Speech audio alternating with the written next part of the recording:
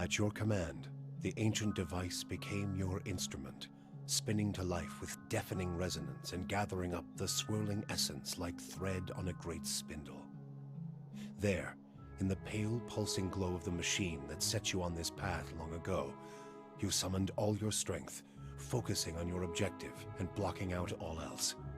With a single concussive blast that rocked the chamber and sent you tumbling to the ground, you freed the souls from their stasis. Exhausted, your consciousness slipping away, your last sight was of the machine, dark and dormant. Then your eyes closed, and sleep welcomed you at long last. After coming to and searching for some time, you discovered the route Theos used to enter Sun in Shadow, and embarked on a long and arduous ascent back to the surface. You emerged in Ter Evron after days of tunneling through the rubble Theos had left behind, and when you stepped into the daylight, you were faced with a different Deerwood than the one you had left. At your direction, the souls diverted by Theos were guided back to the vessels originally meant for them. For the first time, parents of hollow-born children woke to the cries of their infants and looked into their eyes to see them staring back. People fell to their knees where they stood, thanking Helia or Mogren, or even Aethys for their forgiveness of whatever guilt they felt they bore. But for all the relief that had come to some parents, others only found new grief. For many thousands of Hollowborn had died during Widewind's legacy, many by their parents' own hands. For those children, there would be no homecoming. Yet the last Hollow birth was in the past now, and those parents willing to risk trying for a new child were frequently rewarded, often with twins. Many felt they saw Helia's hand in it, and the year would be remembered as the year of Helia's splendor. Though you had killed Lord Radric in his throne room, so strong was his drive to rid his land of Aothasians that he returned to life as a death guard, a deathless crusader for his brutal cause. With the remains of his humanity stripped away, Radric came to see all the people of Gilded Vale as worshippers of Aethys, and one day he led his forces into the village personally to see them all purged from his lands. Gilded Vale was left a hollow shell, its buildings ruined, and its people slaughtered.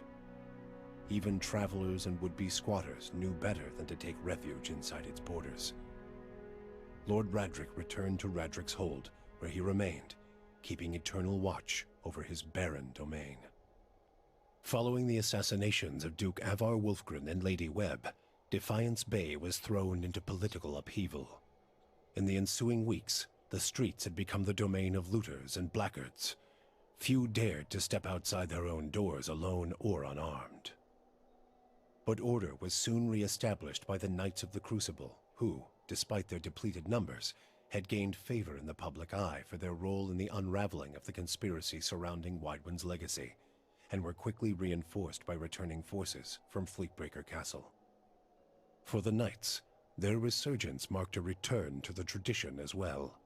Having seen firsthand the dangers presented by dabblers in animancy, the Order quickly abolished the practice internally, preferring the familiarity of their hammers and forges to the uncertainties of Essence and Adra.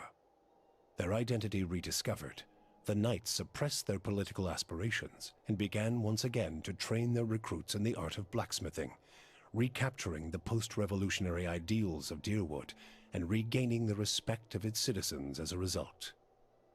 Though the machine atop Ter Noaneth had been disabled, it had not seen its last use. Heritage Hill was rebuilt, and no sooner had the first families moved in to resettle the district than members of the Leaden Key, acting under standing orders from their Grand Master, climbed the tower and reactivated the machine.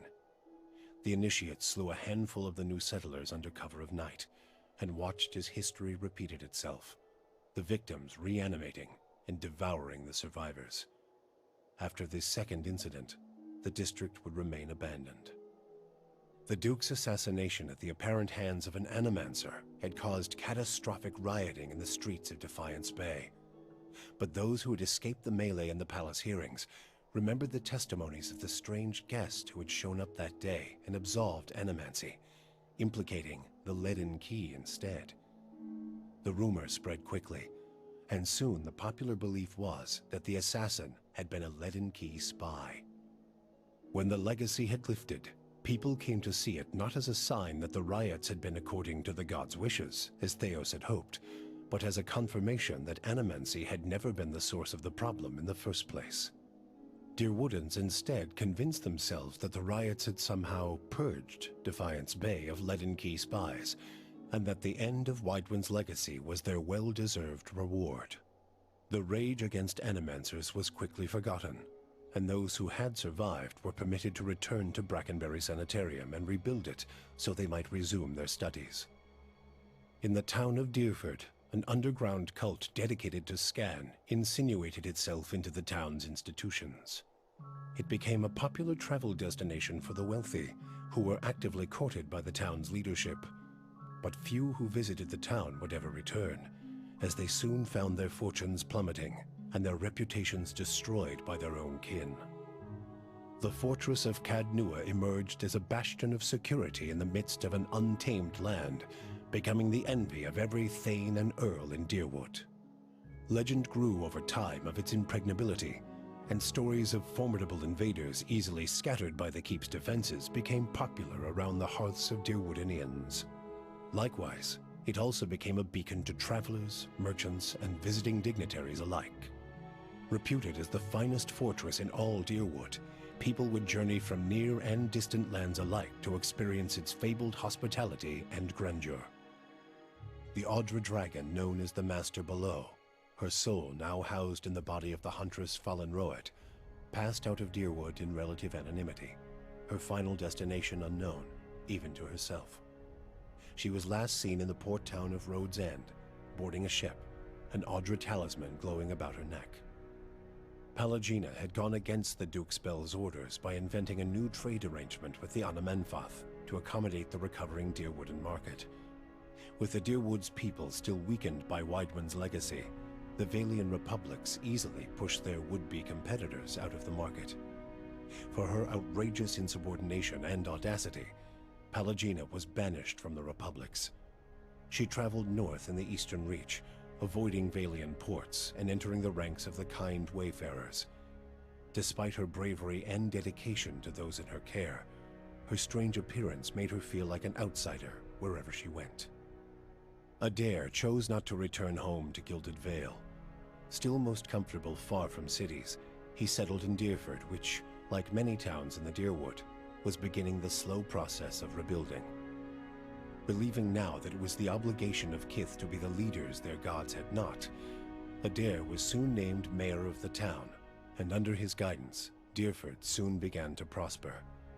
He expelled the last of the Scanites from the area and drew new settlers with the offer of land, a trick he had learned from someone he otherwise preferred to forget. With each passing day, Deerford would come to more closely resemble the Gilded Vale of Adair's childhood, the one worthy of its name. When the dust settled in sun and shadow, Aloth looked upon the remains of Theos Ixarchanon, his former master. He saw where the Grand Master had gone wrong and what would be required to undo the harm Theos had wrought. With a flick of his wrist, he burned Theos's robe, headdress, and every other symbol of the man's power. Never again, he vowed, should Kith live in fear and blind obedience to an authority they did not understand. Armed with the knowledge and courage he had gained on his journeys with the Watcher, he set out on the long and lonely task of dismantling the Leaden Key. After all that he had learned in the Watcher's company, Kanarua could no longer see meaning in his pursuit of the Tanvi Oratoa. He decided to leave what remained of it within the depths of the Endless Paths and return home. Kana bid the Watcher farewell and sailed back to Rawatai, spending the tempestuous journey reflecting on the time he had lost to the pursuit of falsehoods. His family found Kana much changed, his fiery excitement replaced with a weary solemnity. Determined to change his wandering ways, Kana took up a quiet life as a lorekeeper at the college, teaching young students the traditions of their people. With Theos defeated and the souls released from sun and shadow, healthy children were born once again in the Deerwood. The grieving mother sought a place where she might do penance for the birthing bell. She returned to Deerford, where, to the astonishment of the villagers, she delivered the first healthy child in over a decade. She remained there, and with each new birth, she saw a measure of hope restored to the Deerwood and a measure of grace for her own troubled past. Durrance continued to blame Woodica for the atrocities of the Saints' War. Believing Magrin to have been a pawn in the machinations of the queen that was, and feeling that Theos's expulsion had been a step towards reconciliation with his goddess, Durrance tried for a time to reopen communication with her. When only silence came, he took it as a condemnation of his continued existence. Ultimately, he built a pyre and threw himself upon it, using his own shattered staff as kindling. After 5 years of searching for Persoc, Sagani's 4-month journey home felt longer still. The Deerwood, Aer Glonfoth, the Valian republics became places on a map, endless expanses of green between her and Nassitok. Her homecoming was celebrated by all of Masuk, yet it was the reunion with Kalu and their children that truly brought her joy. She relinquished her role in the long hunts, and ever after, she and Itumak spent their days working in the village and their nights at her hearth. She watched her own children and their children grow and thrive. When she finally passed, she lay surrounded by the affection and tears of 5 generations. For you, the death of Theos brought an end to your waking visions and a silence to the whispers of the past. In their absence, you were able to sleep. The questions of a distant lifetime ceased to trouble your soul. All that remained was what to make of the answer. But at the moment, there was little to be done, and the matter would have to wait. A long journey loomed ahead.